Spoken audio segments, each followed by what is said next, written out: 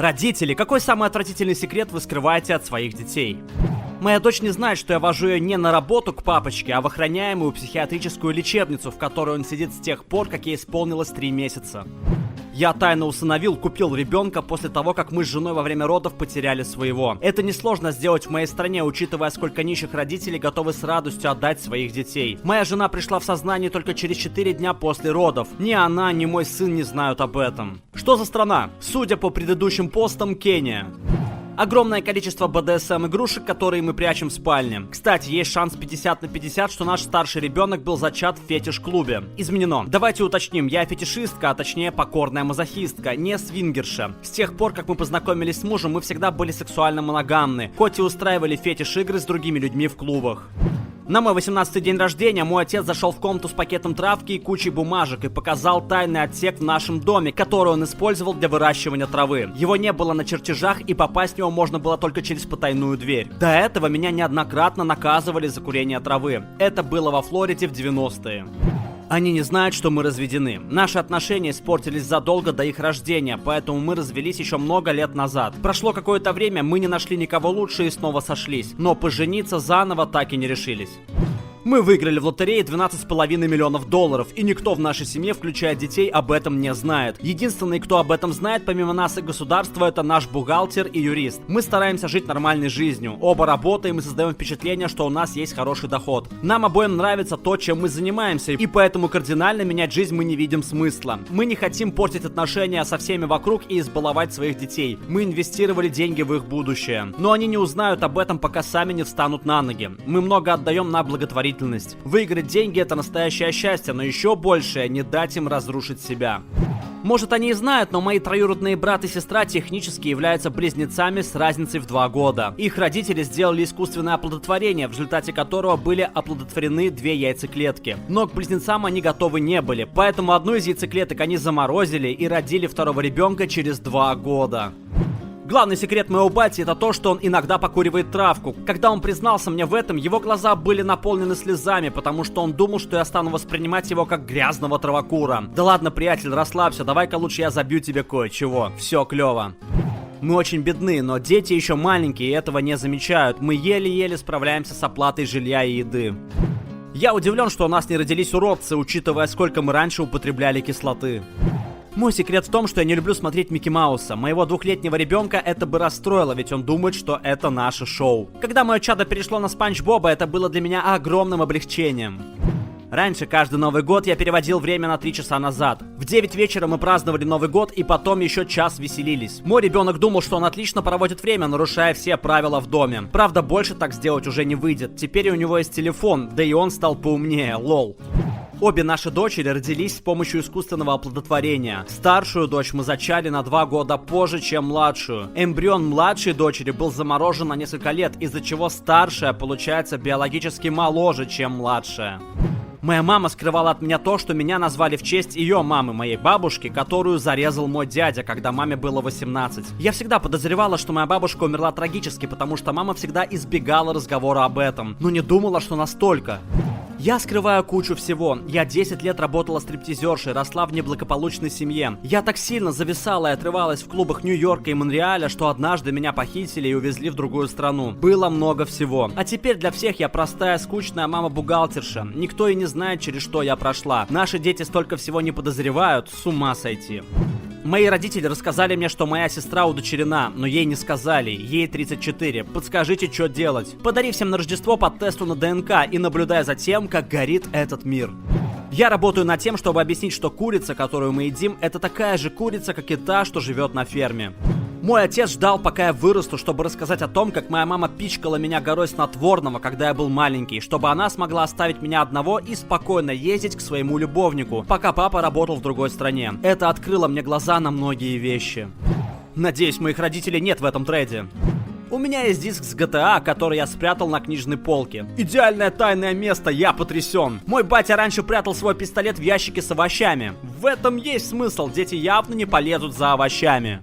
У друга моей коллеги есть 8-летняя дочь, от которой он скрывает, что она неизлечимо больна и умрет в ближайшие несколько лет. Понимаю, у меня недавно родилась дочь с редким врожденным дефектом сердца. По мере взросления она поймет это, и нам придется рассказать ей, что она, в лучшем случае, доживет до 40. Конечно, этот разговор состоится через многие годы, но он беспокоит меня уже сейчас, ведь ей придется нести на себе такое бремя. В лучшем случае доживет до 40. У меня есть одна проблема, которая 40 лет назад лечилась очень грубыми хирургическими методами, уносившими жизни 50% пациентов. Но в наши дни люди от нее практически не умирают. Так что не опускай голову. 40 лет — это вечность для медицины. Есть вероятность, что к тому моменту, когда сердце твоей дочери начнет давать слабину, его можно будет вылечить. Прочитав все вышесказанное, я рада, что мой самый ужасный секрет заключается в том, что я поедаю конфеты моих детей, пока те находятся в школе. Большое спасибо за просмотр. В комментариях под видео можешь написать, какие секреты своих родителей ты знаешь. Или если ты родитель, то какие секреты от своих детей ты скрываешь. Плюс можешь посмотреть о том, как человек, умирающий от рака, отвечает на вопросы. И что интернет думает о Владимире Зеленском. All right, everyone's presentations are done. Nick, the manager, said as he tried to move the discussion forward. Excuse me, I haven't. I recently found out something. Nick interrupted me and began to speak.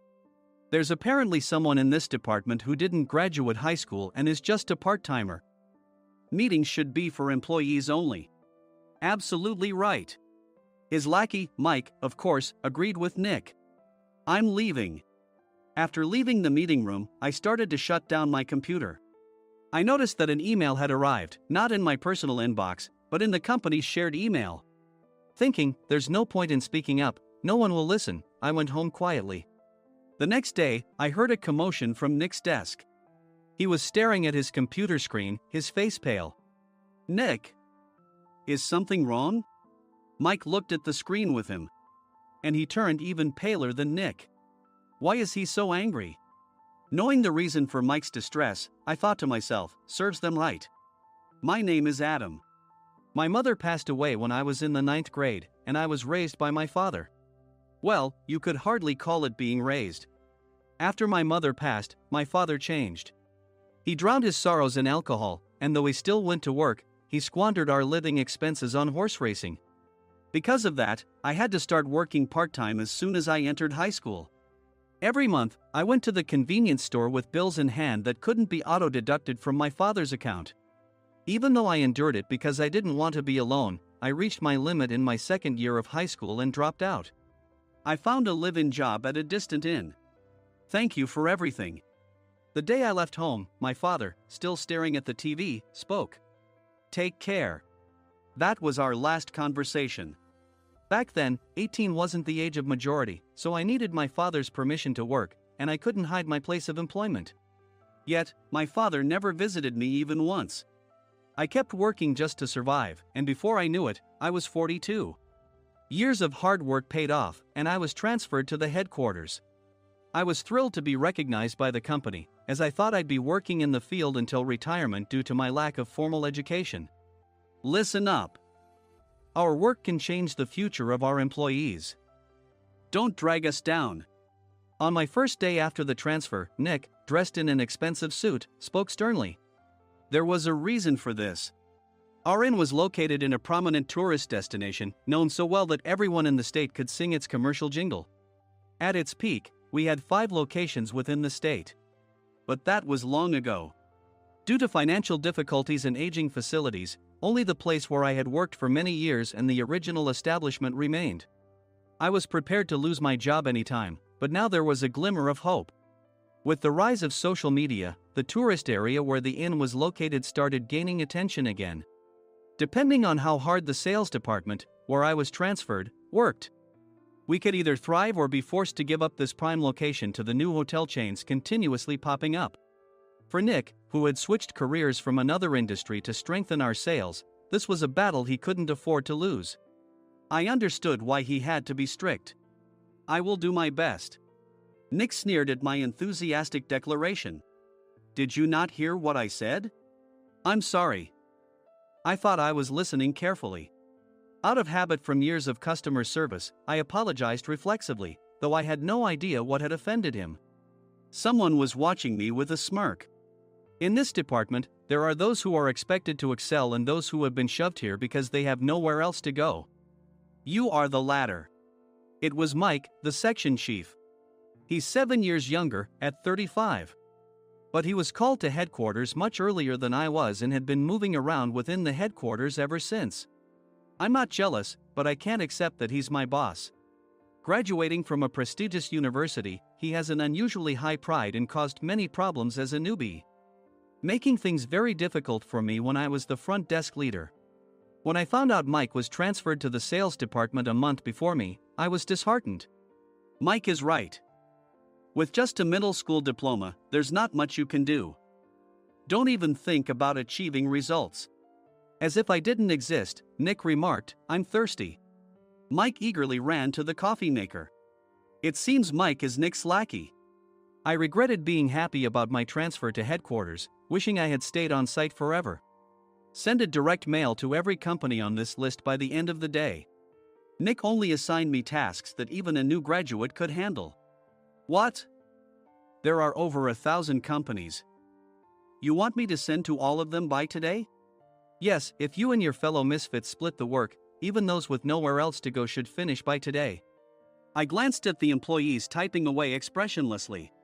They were worn out from customer service, only thinking about leaving on time, or were women reassigned after having children, with zero motivation for work. Even Sam, a new graduate from the same university as Mike, who was supposed to be among the expected achievers, had no enthusiasm for the job, having joined the company wanting to do customer service. I don't care what they say, I plan to quit anytime, he said. Only Nick and Mike were highly motivated, making all the decisions between the two of them. I originally only wanted to work at the inn to survive and had no particular attachment to this job. I swallowed my words, thinking I had no right to reprimand them. About a month after the transfer, Nick told us with a frustrated look. To commemorate the 50th anniversary, we've decided to create a plan exclusive for one group per day. Originally, Mike and I were supposed to come up with it, but our president, Mr. Thompson, insists on hearing everyone's opinions. So, you all get a chance. As Nick explained, Mike began handing out prints. Make sure not to embarrass Nick. If your ideas are half-baked, you'll have to redo them. It seemed that they had printed his handwritten notes by Mr. Thompson, which included several questions and a section for free responses. It made sense why Nick had to seek our input, given that all responses had to be submitted to Mr. Thompson. We were given a week to think about it, and a meeting was scheduled to compile our ideas. My plan is to let guests enjoy both the old and modern America. Nick began the presentations. Guests would watch a master confectioner at a nearby traditional sweet shop make sweets in front of them. The welcome drink would be premium tea in a bottle. Nick's plan was certainly attractive. After his presentation, Nick called on us to present in the order we were seated. Just as I stood up for my turn. All right, everyone's presentations are done. Excuse me, I haven't. I recently found out something. Nick interrupted me. There's someone in this department who didn't graduate high school and is just a part-timer. He was likely talking about me. I joined the company as a part-timer and was made a full-time employee when I turned 20. That was 20 years ago, so Nick and Mike probably had no chance to know until recently. Meetings should be for employees only. Absolutely right. After that, Nick kept creating opportunities to solicit everyone's opinions, purposefully excluding me from speaking. The meeting unexpectedly heated up and went past the scheduled end time. A few people asked to leave, and the discussion continued with the remaining few. Still here? Normally, you'd leave in that situation. Though I had no attachment to the job initially, hearing kind words from customers made me want to make them happier. For someone like me, with nowhere to go, the inn was my home and customer service was my life. I felt pathetic about my current self. I'm leaving. I left the conference room and started shutting down my computer. I noticed an email had arrived, not in my personal inbox, but in the company's shared email. Thinking no one would listen to what I had to say anyway, I quietly went home. The next day, while preparing the DM as instructed, I heard a commotion from Nick's desk. In his haste to stand up, he hit his knee on the desk. He stared at his computer screen, his face pale. Nick! What's wrong? Mike, thinking he should be the first to rush over, approached Nick while still wearing his coat. He peered at the screen with Nick. And he turned even paler than Nick. Why is he so angry? Who is responsible for this company? Nick, more irritated than ever, asked, and Mike answered without checking. Probably Sam. Sam wasn't there because he was attending a morning training session for new hires. Nick gave up on getting angry and returned his gaze to the screen. They were looking at an email that arrived right after the end of the working day yesterday. Apparently, no one, including me, had checked it before leaving. The email was from a large company that used us for their annual employee trips.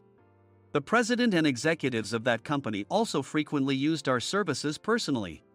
President of the company, Mr. Mason himself, had declared that neither he nor his company would ever use our services again. Well, some companies cancel their employee trips or stop using our services due to financial struggles. Let's just move on. Mike kept wiping the sweat from his forehead with a handkerchief. Knowing why Mike was so agitated, I quietly watched their interaction. Do you know how much revenue we get from that company? We can find other guests to fill the rooms, but we'll lose the banquet costs, gift shop revenue, rental car fees, and more. Moreover, the gifts were supposed to be prepared by the traditional confectionery shop involved in Nick's proposed plan. If it's known that we incurred such a huge loss at this critical time, Nick's position in the company would be jeopardized. Nick took a deep breath, seemingly trying to calm himself. All right, Mike. Go to New York right now and apologize to Mr. Mason. What? You're coming with me, right? I have urgent work to do. I trust you, which is why I'm entrusting this to you. Please. Mike, believing Nick's sincerity, agreed with a determined look on his face, saying, yes. That's Nick for you. Even if Mike went to apologize, Nick would shift all the blame onto him if the client didn't change their mind. Well, it was Mike's fault to begin with, so it served him right. About 3 hours later, Sam answered a call from somewhere and repeatedly apologized, saying, I'm very sorry. Everyone watched to see what was happening. After ending the call, he informed Nick with a weary tone. When Mike arrived at the client's company, he only made things worse, further infuriating Mr. Mason. He was demanding, get his boss here immediately. It was no wonder Sam was exhausted, dealing with such a call right after returning from training. What is that idiot doing? All right, Adam, you're coming with me. If sacrificing Mike didn't work, then I must be next. Normally, I'd want to refuse at all costs, but I saw an opportunity in this situation. If I can be of assistance, I'd be happy to join you. I immediately followed Nick, and we flew to New York. When we introduced ourselves at the reception, it became clear how serious the situation was, as the receptionist personally escorted us to the president's office. Angry voices leaked through the door, making both Nick and me uneasy. Excuse me. I'm Nick, the supervisor. I understand my subordinate has caused you trouble, and I deeply apologize. Nick, with his experience in the corporate world, knew enough to offer an apology before excuses. However, his customer service skills left much to be desired. I sighed as I saw Mike trembling like a small dog in the corner of the room. What kind of training are you giving your subordinates? Mr. Mason glared at Nick with a red face. The intensity of his gaze made even Nick take a step back. Regrettably, I joined this company only 2 years ago and was unaware of Mike's issues. I should have identified his shortcomings sooner. Indeed. I should have realized sooner. No sensible person would come to apologize and then give a lengthy presentation on the drawbacks of not using their in. Nick froze, his mouth slightly open. Suspecting the worst, I picked up the documents that had fallen to the floor. It seemed Mike hastily prepared these documents on the plane, listing the disadvantages. Disadvantage 1: if you change the venue for the company trip, employees might suspect it's for cost-cutting reasons, leading to a negative impression. Reading it aloud half-jokingly, Nick snatched the papers from my hand and checked the contents with a furious expression. Among the stack of documents was a receipt from a nearby convenience store's copy machine. I felt a pang of dread, hoping he hadn't shown the receipt as well. What do you think he said when I asked what kind of nerve he had to do this? I'm very sorry. Faced with the dire situation, Nick must have thought there was nothing left to do but apologize. In a voice smaller than I'd ever heard from him, he uttered words of apology. He said, "I'm a Harvard graduate. I don't believe I said anything wrong." "Mike! What have you done?" Forgetting his plan to pin the blame on Mike, Nick yelled loudly, even in front of Mr. Mason. "I didn't do anything wrong." "You're still saying that? Look at him." Mike pointed at me with a shaking hand. "I was assigned to headquarters in my 20s and now I'm a section chief. This guy only made it to headquarters at 42. Everything I've done proves I was right. So why are we losing the contract?" Having said his piece, Mike collapsed to the floor. "Of course. You were sent there because you had nowhere else to go." Mike never expected to hear such words from someone he looked down upon. He lunged at me, and Nick hurriedly stepped in to stop him. "Mr. Thompson told me Mike is a quick thinker, and to take good care of him." There's no way he was pushed aside. "Don't make things worse here." "He didn't say quick thinker, he said only quick-witted, didn't he?" I don't remember that part." I recalled the many troubles Mike caused when he was a newbie. When Mike was on the front line, his pride was so high that he never apologized to customers. Customer service, especially in our job, doesn't work alone. It brings both good and bad situations. If the front staff or housekeepers made mistakes, or the cleaning company didn't properly clean a room, one had to apologize to the customers regardless of personal fault. Mike, in such situations, would never apologize, insisting he wasn't at fault. This often angered customers, and as the front desk leader, I frequently had to apologize on his behalf. He caused complaints and disrupted operations, which is why he was quickly moved to headquarters. In departments where he didn't interact directly with customers, his quick thinking was beneficial and things went well. But it seemed his flaws were starting to show. Corporate reservations are supposed to be entered into the system by the sales representative. But a quick check yesterday revealed that more than 10 items were missing from the client's reservation. The handover document clearly stated what needed to be prepared. Why didn't you enter it into the system? Why do we have to give them special treatment? Filling rooms near the banquet hall, setting up all the food in advance. Specifying the brand of wine, they're too demanding. No wonder he always angered customers, I thought, feeling a headache coming on. Grouping them in rooms near the banquet hall is for our benefit too. It makes it easier for the staff to set up beds and serve breakfast since everyone's schedule is synchronized. As for the other requests, Mr. Mason suggested them to lighten our load. I didn't know that. Nick finally seemed to realize that Mike was the one who had angered the client. What did you say to them? I just told them we wouldn't give them special treatment anymore. We shouldn't waste effort on things that don't bring in money. I was utterly exasperated at his lack of understanding of customer service. Of course, we shouldn't comply with unreasonable demands. But carrying over successful practices from past stays makes customers feel remembered and enhances their experience. Good memories encourage repeat visits. That's part of our job. I looked down at Mike, who was sitting on the floor. In our job, nothing is a waste. Mr. Thompson likely moved you to the sales department, hoping you'd finally understand this. How do you think he feels now that you failed to meet his expectations? Mike, tears in his eyes, fled the president's office. I was amazed he still hadn't apologized. You have it tough, Adam. It's okay, we're all employees of the same company. I deeply apologize for this disrespectful incident. Especially after all the care you've shown us. If it weren't for you, Adam, I really would have stopped staying here. When I heard you were moving to the sales department, I was willing to reconsider if you handled it. Seeing us talk so amicably, Nick's face contorted. Do you two know each other? Adam's service is excellent. I always requested him specifically. Normally, we don't accept specific staff requests, but we made an exception for Mr. Mason, adjusting my shifts accordingly. He had personally stayed at our hotel just before my transfer, and during casual conversation, I mentioned, I'm moving to the sales department soon.